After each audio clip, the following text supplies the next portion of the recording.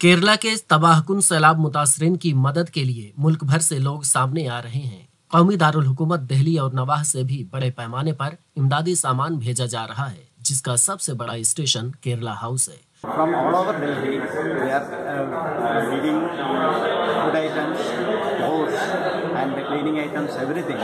Whatever they can give, all the items they are bringing here, and we are packing and send to Kerala by train and flight. We are getting good response from the Delhi people and Haryana and other states also. जो दिल्ली की मशहूर शाहराह जंतर मंतर पर वाक़ है। बिला तफरीक मजहब व मिल्लत लोग आ रहे हैं और अपनी अपनी बिसात के मुताबिक इमदाद व ताउन कर रहे हैं। केरला हाउस के नोडल अफसर के मुताबिक अब तक केरला हाउस को बड़े पैमाने पर इमदाद मिल चुकी है। केरला के सैलाब मुतासरीन की मदद के लिए मुस्लिम तंजीमों के अलावा इनफरादी तौर पर भी मदद के लिए हाथ बढ़ रहे हैं। मेरठ के समाजी कारकुन शादाब चौहान ने अपने साथियों के साथ रजाकाराना तौर पर केरला के सैलाब मुतासरीन के लिए इमदाद जमा किया और इसे पहुंचाने केरला हाउस पहुंच गए।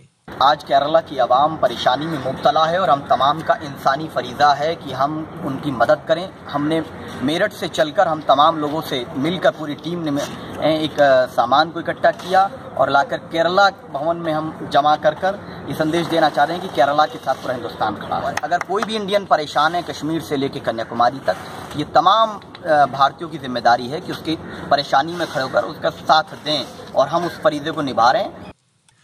गुज़िश्ता 19 अगस्त से केरला हाउस इमदादी स्टेशन के तौर पर अपनी जिम्मेदारी अदा कर रहा है, जहां इमदादी अशिया और रिलीफ का साजो सामान जमा होता है और फिर उसे ट्रेन और हवाई जहाज के जरिए सैलाब ज़दा इलाकों में भिजवाया जाता है।